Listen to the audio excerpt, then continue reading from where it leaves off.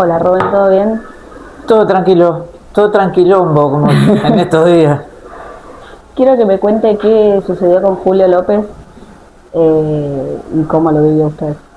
Ya, pero te tendría que preguntar en cuál de las dos desapariciones, En la ¿no? primera, Sí, bueno, es una broma que ha estado, que para nosotros fue sigue siendo tan trágico, es una forma a veces de sobrellevar la situación. En aquella primera desaparición forzada, en plena dictadura, no entendíamos, siempre digo lo mismo, éramos demasiados chicos, ni siquiera jóvenes, y no teníamos la capacidad de entender lo que pasaba. Nada que ver con los chicos de hoy en día que tienen no otra preparación, otro pensamiento que les permite resolver estas cuestiones que nosotros no entendíamos mucho más rápido. Los chicos de hoy son mucho más vivos de lo que éramos nosotros. Y cuando hablo de chicos de 10, 8 años como tenía mi hermano y 11 como tenía yo. Nunca entendimos qué pasó, no entendimos por qué nos tocaba en aquel momento nosotros como familia. Obviamente que a partir de la vuelta de mi viejo en el 79, en 25 de junio de 1979, cuando él vuelve, que lo libera, después de haber estado casi 5 meses y medio en una desaparición forzada, de no sabíamos absolutamente nada, y 2 años y 3 meses prácticamente cuando pasó al PEN, Poder Ejecutivo Nacional, en aquel momento la forma que blanqueaban a aquellos que habían desaparecido y después volvieron a estar vivos literalmente, después de haber pasado por centros clandestinos de detención como Pozo Arana, Comisaría Quinta, Comisaría Octava, y después en la parte que, como se lo denominaba, se lo blanqueaba en la Unidad Penitenciaria Provincial número 9. Después volvimos a la democracia en el año 83, y si me preguntás si entendíamos nosotros como familia qué había pasado, creo que no. Y creo que empezamos a tener un poco más de dimensión cuando empezaron los juicios, sobre todo la Junta, cuando en algún momento el ex presidente innombrable indultó a los genocidas, cuando después o anteriormente un presidente declaró las leyes de impunidad, como se las conoció posteriormente, de obediencia a vida y punto final, empezamos a entender un poco qué había pasado aquel 27 de octubre de 1976. Ya en plena adolescencia, si bien nunca había militado, y yo no lo hice no hasta hace pocos años, no comprendíamos exactamente qué proceso pasó mi viejo, por qué insistió durante casi 30 años para llevar adelante su testimonio, y sí empezamos a entender que pronto se va a cumplir 20 años, el 28 de junio de 2006, cuando mi viejo va a declarar y nos invita a que lo acompañemos a mi hermano Gustavo, a mi primo Hugo y a mí, y donde nos quedamos azorados de escuchar el testimonio que brindó casi durante 3 horas en aquel primer juicio contra Miguel Osvaldo Checolás, el primer juicio en la ciudad de La Plata por los juicios de lesa humanidad, en el primero que se declara genocidio. Bueno, ahí entendimos por qué mi viejo quería ir, ahí comprendimos un poco qué había pasado, y esa es parte de la segunda, o poquito tiempo después de la segunda desaparición. ¿Que tenés recuerdo de qué fue lo primero que sentiste siendo tan chico la primera vez? No tenemos mirá, siempre destaco algo, la familia no sabía cómo comunicarnos, a tanto a mi hermano Gustavo como a mí, qué había pasado con mi viejo, y nosotros siempre íbamos al dispensario, la salita de primeros auxilios, como la conocen hoy, pero nosotros en Los Hornos la conocíamos como el dispensario. Ahí estaba el doctor Rivas, que era el médico pediatra de todos los pibes, de todos nuestros primos, de los chicos, y se ve que por algún motivo decidieron que él nos tenía que contar a nosotros qué estaba pasando con mi viejo. Ya habían pasado un par de meses, calculo, y ahí el doctor Rivas nos lleva a lo que conocemos o se conocía como el boliche de la 90, un bar en aquella época muy rural, esa zona, cerca del Puente de Hierro, en el barrio de Los Hornos, camino hacia el barrio de Arana. ¿Por qué destaco esto? Porque era una eventualidad que hoy parece muy normal, pero en aquel entonces no lo era. Nos llevó a ese lugar, compró 2 gaseosas de cola de vidrio, chiquita, que era toda una normalidad, no teníamos la capacidad de poderla comprar, y ahí es donde el doctor Rivas nos dice: bueno, chicos, les tengo que contar que su papá está desaparecido. Yo creo que hasta los 20 y pico de años no entendí qué nos quiso decir el doctor Rivas, claro, en aquel momento. Justamente te iba a preguntar eso, ¿cuándo empezaste a entender realmente lo que había pasado? Y en los años 90, 2000, cuando mi viejo empezó a contar algunas de las situaciones que le había estado, muy poquitas, en que insistía en ir a declarar a los juicios, enojado por las leyes de impunidad que no había permitido enjuiciar a todos los que fueron partícipes del genocidio de la dictadura, ahí empezamos a entender un poquito. Es más, creo que también empecé a comprender mucho más cuando, a partir de lo que pasó en el año 2006 con esta presunta desaparición forzada, porque así dicta la carátula de la causa, yo empecé a decir: bueno, mi viejo está desaparecido, año 2006, y ahí el doctor Gascón, quien nos representa hasta la actualidad en la causa de esta presunta desaparición, lo destaco porque es esa la carátula. Ojo, cuando decís desaparición forzada, implica que el Estado o un agente del Estado fue o es partícipe. Creo que ahí entendí, ya bastante grande, a los 40 y pico de años, qué significó lo que habíamos sufrido en el 76 y lo que lamentablemente volvimos a sufrir, y en democracia. En el lapso de tiempo en el que a tu papá lo sueltan el 25 de junio y igual a desaparecer el 18 de septiembre, ¿él hablaba de lo que había vivido? Muy poquito. Y esto lo remarco porque en un momento, cuando sucede esta segunda desaparición, el doctor Gascón nos junta a todos los primos, los más grandes, en una que se llama tormenta de ideas, y empezamos a contar para tratar de elaborar una hipótesis para brindar a la Fiscalía en aquel momento de provincia, que llevaba la primera parte de la investigación, antes de que pase a la justicia federal. Y empezamos a notar que cada uno de los primos contaba una partecita de lo que mi viejo les había contado, de lo que había sufrido. Para hacerlo más didáctico, para que se entienda qué nos había contado, de lo muy poquito que a cada uno nos había dicho, en una película es una serie, secuencia de escenas. A cada uno de los primos nos había contado, y a los hijos, una parte distinta de toda una película. Cuando la empezamos a armar nos dimos cuenta que de alguna manera, consciente o inconsciente, no lo sé, había contado algo para que todos supiéramos una partecita de dónde él había estado, quién habían sido los torturadores, a quién había visto en los centros clandestinos de detención, sobre todo en Arana. No nos habíamos dado cuenta de esa.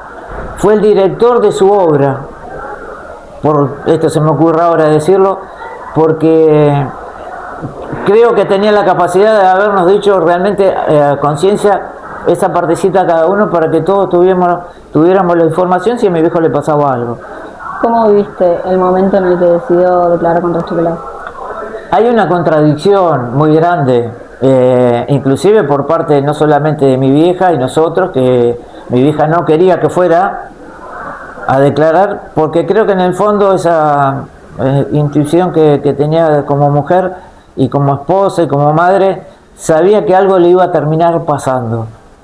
Y la contradicción radica en que entendimos a mi viejo, y tanto a mi mamá, que no quería, como a mi viejo, que sí quería declarar, porque tenía que contar lo que había visto por sobre lo que había sufrido. Y ahí ese choque de ideas, le damos la razón a los dos. Mi vieja tenía razón que algo le iba a pasar, y mi viejo tenía la obligación de ir a contar lo que había visto. ¿Y qué sentís cuando escuchás su nombre? Mucho orgullo, mucha sensación, porque después se lo caratuló como el testigo, como la declaración más importante. No, creo que el conjunto de todas las declaraciones de todos los testigos, ya sea los sobrevivientes como los familiares, fue importante en aquel primer juicio. sobre todo porque es la base fundamental de los demás juicios de lesa humanidad, en el que se declara genocidio. Orgullo por ser el hijo de, siempre digo lo mismo, a mí cuando me presentan en cualquier lado, yo soy Rubén, el hijo de Jorge Julio López, no soy otra persona. Si no fuera por mi viejo, yo no estaría hablando con ustedes. En realidad, te puedo retrucar, tendrían que estar entrevistando a mi viejo ustedes, no a mí. Me entrevistan porque mi viejo no está. Y eso es como siempre digo, esa mochila que llevo en la espalda, o esa capa protectora al estilo López Man, lo podemos denominar así, es la que me protege para tratar de llevar adelante el legado que evidentemente mi viejo dejó en nosotros, sin prepararnos, o nos preparó sin decirnos, el hacer, como digo siempre, y creo que no somos todos conscientes, yo tampoco lo era, vale aclararlo, de que tenemos derechos y obligaciones. Y una obligación es dar testimonio de lo que vimos, sobre todo cuando se comete un acto ilícito, cuando se comete un robo, cuando se comete un homicidio, cuando pasa algo que somos testigos, tenemos la obligación, y esto lo remarco, insisto con esto porque me parece que es la mejor manera de reivindicar por qué mi viejo fue a contar. Hace unos años un comerciante de Los Hornos me reconoce cuando voy al local a comprar unos tornillos, una bolonera muy conocida de Los Hornos, y me dice: vos sos el hijo de Julio López. Y mira, la verdad que te felicito por tu viejo. Le digo, en todo caso a él, no yo, por ser el hijo, porque no sé cómo hizo para dar testimonio de lo que vio y lo que vivió. Yo acá el otro día vi cómo atropellaban a una señora, y para que no saliera de testigo miré para el otro lado y me escondí en el local. Es eso lo que tenemos que tener conciencia. Tenemos derechos de reclamar, sí, pero también tenemos obligaciones, y es eso lo que mi viejo fue a hacer. Se obligó a sí mismo a luchar durante casi 30 años para dar testimonio. Lo pudo dar, lamentablemente no pudo ver el final, que fue la condena de Checolás, y la condena que hace un año volvió, gracias a ese testimonio grabado, volvieron a dar en el marco de los juicios. Ya lleva mi viejo declarando sin estar, creo que en 6 juicios, por ese testimonio grabado el 28 de junio de 2006. Y pasados ya casi 20 años, ¿qué es lo que más te acordás de ese 18 de septiembre de 2006? Destaco eso, la inconsciencia que tuvimos nosotros como familia durante los primeros meses, que no asociábamos que la declaración de mi viejo tuvo que ver. En la final creemos que sí, su declaración en el juicio, el reclamo colectivo de todos los ciudadanos de La Plata, de todos lados, que hoy sigue siendo importante. Destacar que ese primer juicio fue, insisto, la base fundamental de los demás, y mi viejo fue parte. Que hoy en día, hasta hace muchos días, sigue habiendo condenados por los delitos de lesa humanidad, que esos juicios lentamente pero se siguen llevando adelante, que lamentablemente muchos genocidas quedaron impunes biológicamente porque se murieron, que muchos civiles no fueron enjuiciados y algunos quedaron impunes. El caso Blaquier es uno. Son todas las cosas en esta 40 y pico de años de democracia, que son un montón cuando uno lo suma a su edad, pero es muy poquito en el marco de es la parte democrática de la Argentina más larga en la historia. Increíble. ¿Y qué sentís con que tu papá haya desaparecido 2 veces? Una en democracia y otra en la dictadura. Genera mucha bronca, mucho dolor, muchos cuestionamientos. ¿Por qué nos tocó? ¿Por qué? Y en el marco de que se da, lamentablemente, desapariciones forzadas, inclusive hay muchas en la Argentina y en la democracia, y solamente en la provincia de Buenos Aires hay una cantidad terrible. Estaría bueno que en algún momento se hiciera un estudio. En la Comisión Provincial de la Memoria hay índices de todos los que han desaparecido en democracia del 83 hasta ahora. El caso de mi viejo es único. Desapareció en dictadura, pero a los 5 meses y medio sabíamos que estaba vivo. Pudo lograr, por un allegado, un familiar que era policía trabajaba en la comisaría octava donde mi viejo estuvo un par de meses hasta que compusieron lo dejaron bañar, lo dejaron afeitarse, le dieron de comer, y después cuando pasa al Poder Ejecutivo Nacional, el PEN. Pero hoy a casi 20 años, en democracia no sabemos qué pasó. Y es esa la parte más terrible. Insisto, 6 meses en plena dictadura sabíamos que estaba vivo. 20 años en democracia no sabemos qué pasó.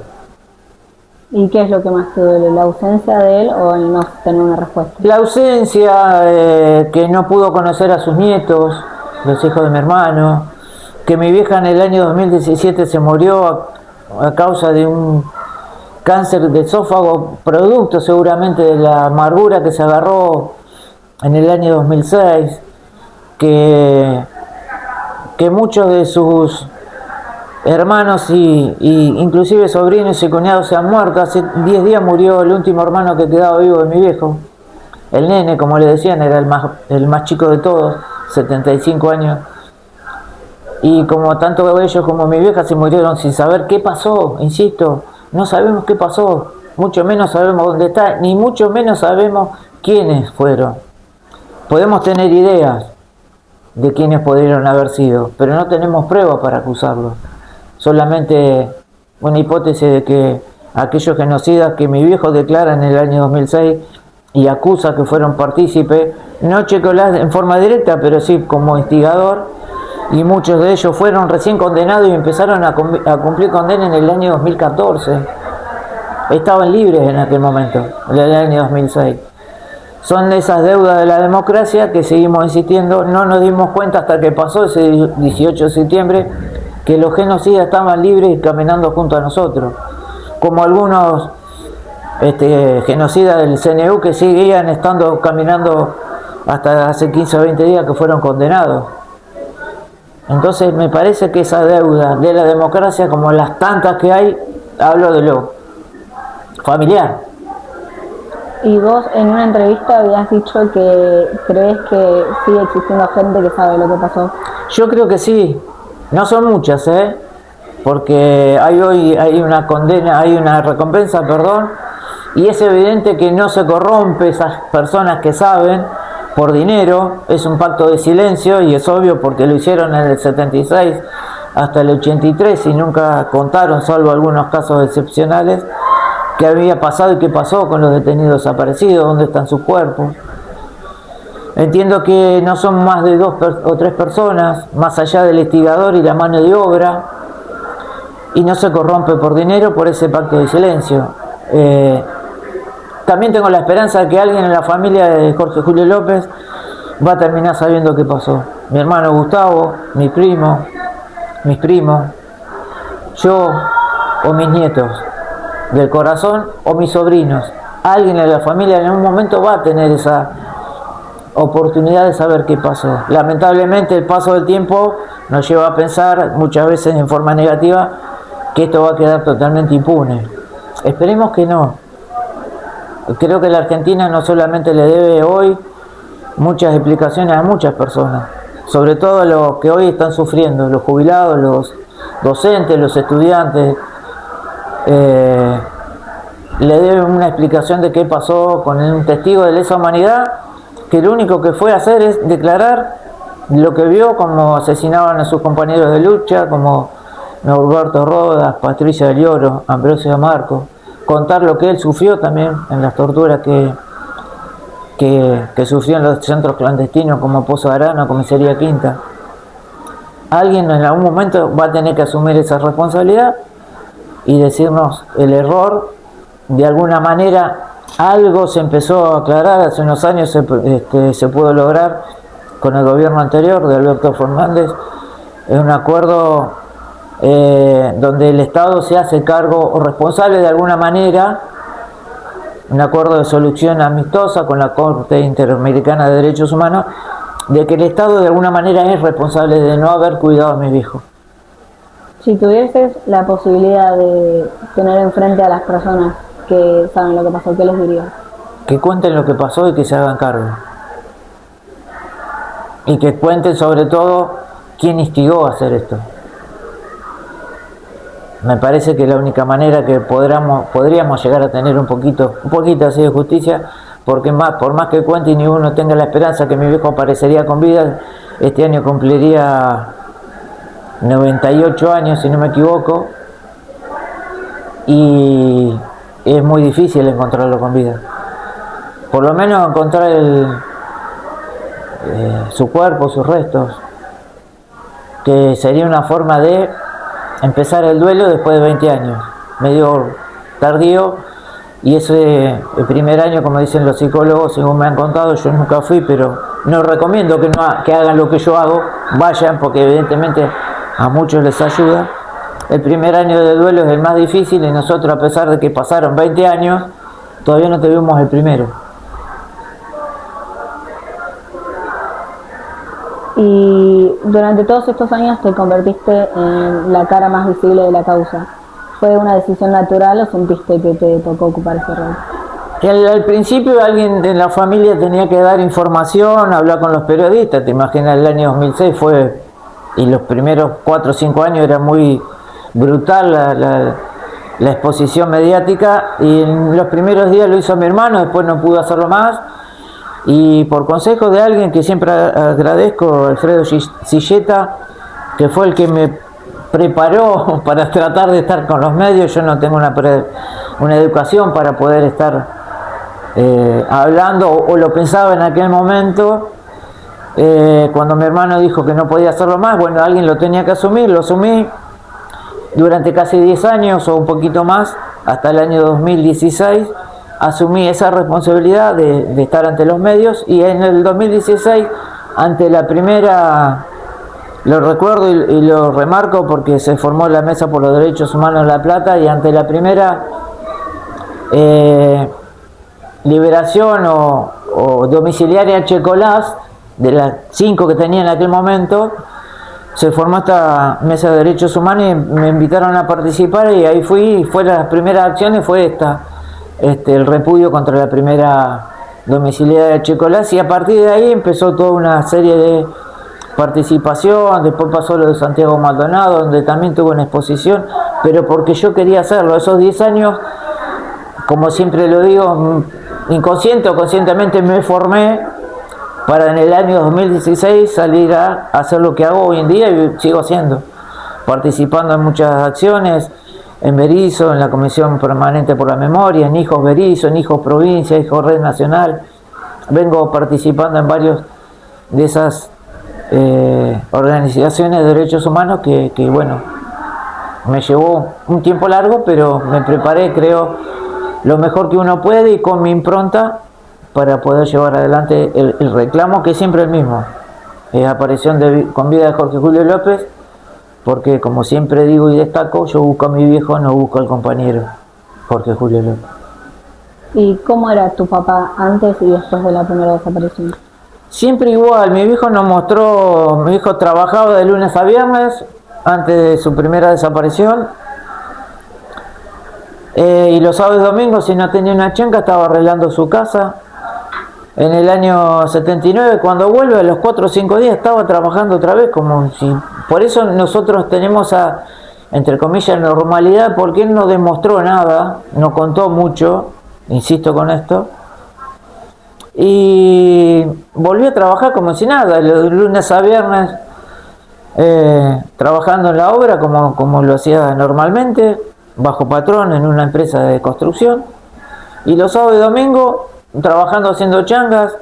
Y ya cuando más grande empezó a hacer la casa de mi primo Hugo, después empezó la casa de mi hermano, empezamos a hacer el galpón donde hoy trabajo, que es la carpintería donde laburo, atrás de la casa de mis viejos.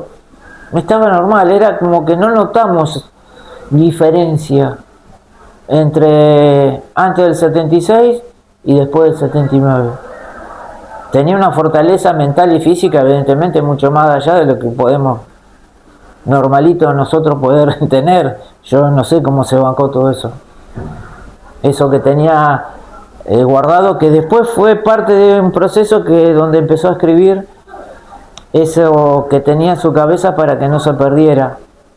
Eso también es parte importante de lo que destacar que él hizo. Escribió todo lo que había visto y sufrido en esos escritos que años después encontramos.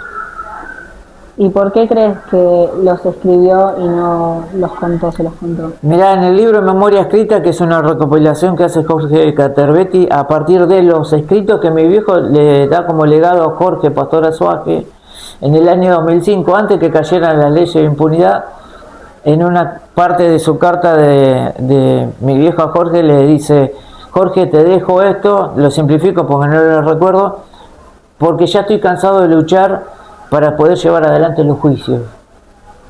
Creo que de alguna manera esa escritura fue una doble acción: contar y sacar de su cabeza lo que tenía, pero dejar el legado escrito de su testimonio, pensando que no se iban a llevar adelante nunca los juicios.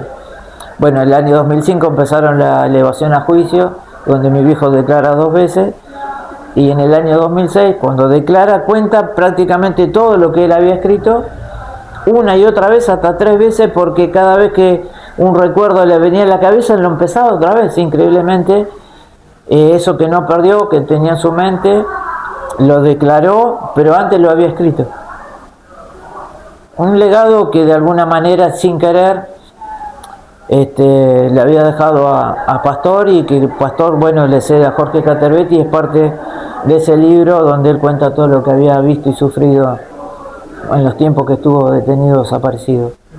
Y por último, si hoy tuvieses la posibilidad de tener a tu papá sentado enfrente, ¿qué le dirías? Le preguntaría si lo que estoy haciendo lo estoy haciendo bien. Nada más. Muchas gracias. A usted.